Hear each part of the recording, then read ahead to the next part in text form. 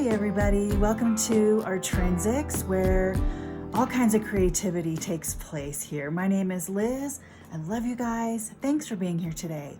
I'm going to talk a little bit about daily practices, warm-up practices, something that's a really good idea if you're having any kind of creative block, or you just want to draw something but you don't want a lot of pressure, or create something with little pressure. What I have done is I bought myself some notepads and I have a book here from Days Gone By that I do little things in if I don't have a lot of time, or if I just need something daily, just to get the movement happening in my hands before I start creating, or if it's the only thing I have capacities for. No pressure, right? So the three things that I have standing by is this Strathmore watercolor notebook. It's not very big, and it's a watercolor paper, 140 pounds, anything will do. This book that I have altered, and I'll show you a little bit inside of that in a minute, and this drawing pad, also a Strathmore, 40 sheets. You can make your own drawing pad. It's just paper, okay? It's a little thicker than like typing paper, printer paper, that kind of thing. So but you can draw on anything and make your own book for any reason. I just bought one just to make it official, sort of thing. Anyway, so these are three things that I do. I draw a little bit, I watercolor a little bit, and in this book, I do black mark making. And let me show you what I mean by that. I was watching a video, I don't remember who it was, but his process was very black, intuitive mark making, and nothing that makes a lot of sense, but his paintings are larger scale than this, but they're so powerful. And his suggestion was to get 100 pieces of paper and just make marks. Just go and make marks, and with anything, and use black just because of the contrast. So what I have is black paint. I think that's acrylics. This is a watercolor. This is a brush marker pen. One of these. Nope. One of these Pitt Artist big brushes. I have, or was it a paint pen? Could have been a paint pen. Anyway, Sharpie I think was on one of these. So black marks of whatever kind, and this is watercolor. This is a metallic black, so it's got a little bit of a shimmer. More Sharpie or black pen, I forget which. This was a watercolor that was just using up my little palette, and then this is a black pen. So it's just one of those things where you just make a mark. Just make a mark. This book was from my mom, so I'm keeping it around. It was an old garden journal from my other house. So on the backs of the pages, you can see in the background, what I gardened in my journal from the gardening of my place in Eugene, which I miss. But I took the pages, I covered them up with, some acrylic paints of, I think, white, antique parchment, and then maybe one of the coffee colors, I forget. I just scraped it around, just page after page, and that's all that's in this book. So let me just start with this and grab, I have some black on my watercolor palette, and let's see, let's grab, the guy suggested any old brush. Let's use this fluffy one here. It's a 12 low Cornell 7000 round, which means nothing to me, and I don't even know where it came from, to be honest.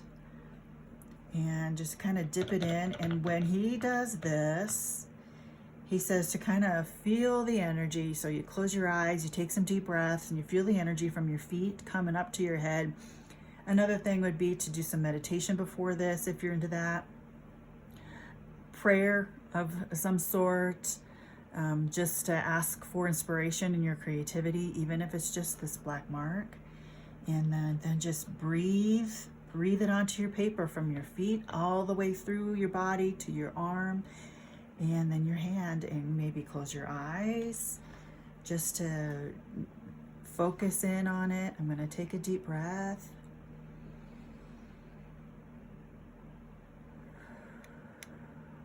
And just go. And let the movement just kind of glide around the page. And there's a page with marks on it, and you can add to it if you want. You can put some lines or dots.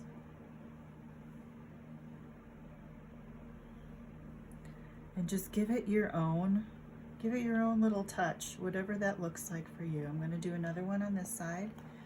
Take a deep breath.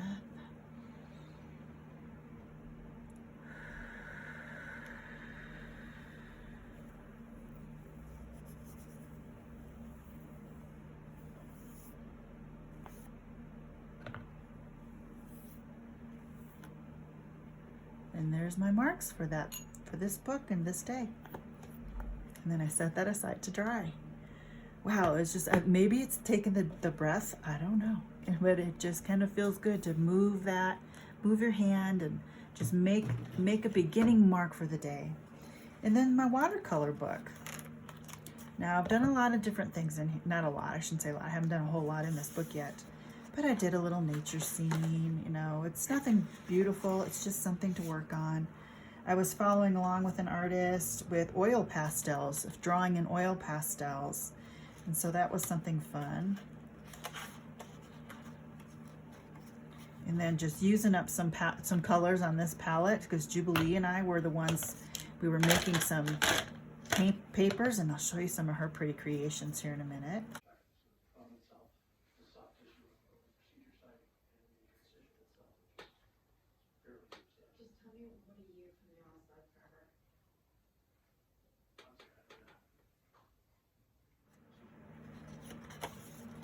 Just playing around with watercolors. This was a late night. It's like, I don't know what I'm doing, just drawing it. And this one I drew first and then I colored it in. This was just making marks. And you can do the backs of these too. And these pages flip out. That's why I have it put together with a rubber band.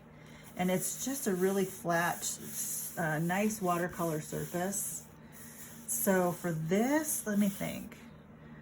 Might as well use this brush since I've already got it out. And another thing too is to have your supplies close by, and I do. Most of my stuff is just like right next to me, and I can just right hand pull it all down. All my containers of things are just right next to me. And you can take, with the watercolor book, you take your favorite brushes, or if you don't have time to have a little container of water, you take your water brush pens if you have some of those. This is one of the best investments. I mean, they're not even that expensive, but having these watercolor brushes on hand really does make me want to paint quicker and more often, because they're just readily available and there's low mess, right? And we're all about that. I'm going to take my favorite brush, it's this big one here. And I think I'm just going to do some fun vines and leaves, just to keep it simple. Make up some colors here. One thing Jubilee that I really like to adapt is just the lack of intimidation with color. She just goes, she mixes and she blends and she smashes the colors together.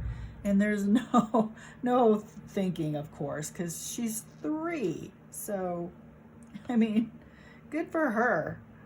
Let's do that. You know, this kind of a process is about practice and not necessarily technique. I guess it's all experimentation. Anything you want it to be, honestly. You see the difference between the forward line and the backward line? Go this way, you get tip here. Go this way and you get a tip there. Wow, we've got construction going on behind us and they are vibrating my walls. Yeah, we're getting our roads messed up in our neighborhood. They start early in the morning. They sure do. Let's add some blue just because.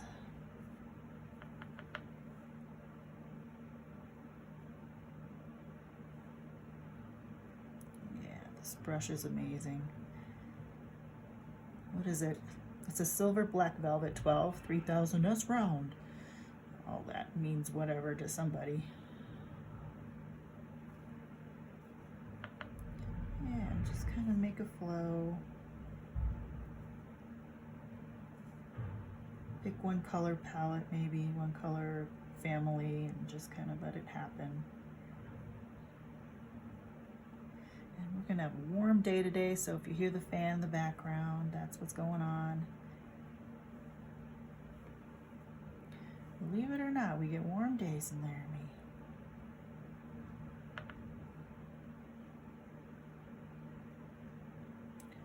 Yeah, and so that's an easy little activity that doesn't require a whole lot of thinking, but just something to get the movement happening. So that's one other thing that I can do, and I do date these things as the day goes on. And then my drawing book. So one thing that I probably have the most hesitation with is drawing, and I do not have a lot of confidence in my drawing skills, but I like practicing faces sometimes. And I did left. I saw somebody else who's got a whole book just dedicated to left-handed creating, and it's kind of amazing. And I thought, that's not a bad idea. That is kind of cool. That's a thought. And here's a sketch also of the flowers. So I kind of did that twice in one day. Here's my paints and my pens container. And so I can take a pencil or I can take a pen. And I get stuck sometime on what to draw. So I go and I look on Pinterest or I look on Instagram because I am still, like I said, I'm still learning. So let's just make some, I've got some mushrooms up here from Instagram. So I'm gonna do a step by step. So they have grass,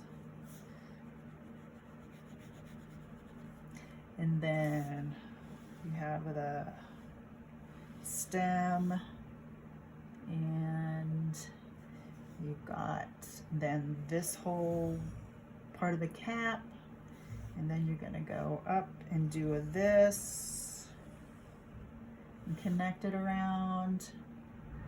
And then let's see, you get this little skirt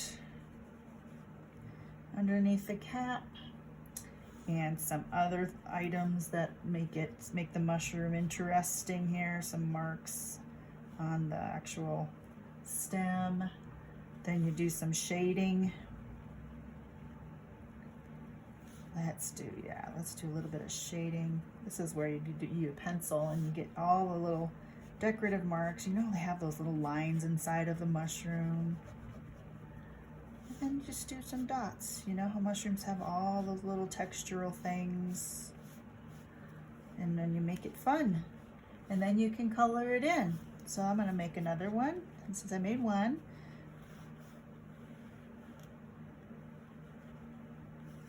and oops, I didn't go around. Let's make this a little skinnier. And I think with mushrooms, you can make them any shape you like. Oh, and then these things have lines on them too.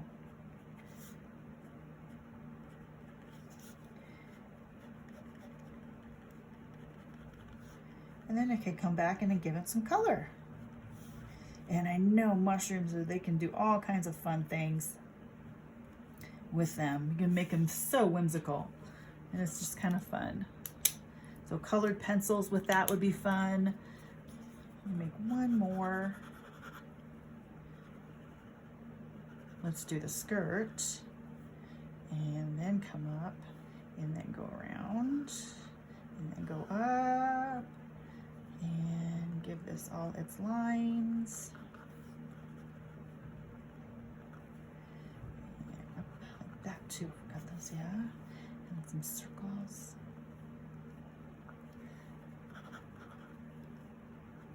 Okay, and just, you know, I can practice many of these on this page and just have fun. I can go ahead and paint them if I want to, you know, make them cute that way. Although this isn't this bleeds, so use a non-bleeding pen.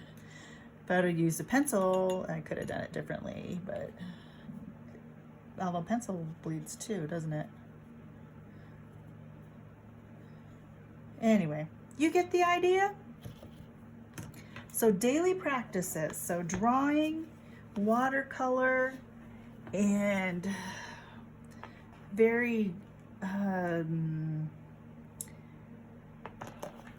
Zen kind of mark making, just to get the juices flowing on any creative day. And this can be applied to whatever you're working on in your craft space. It could be your junk journal, because you're going to do color combinations, and maybe your junk journal would like to have some watercolor tidbits in it, or you could make a little mushroom out of garbage scraps.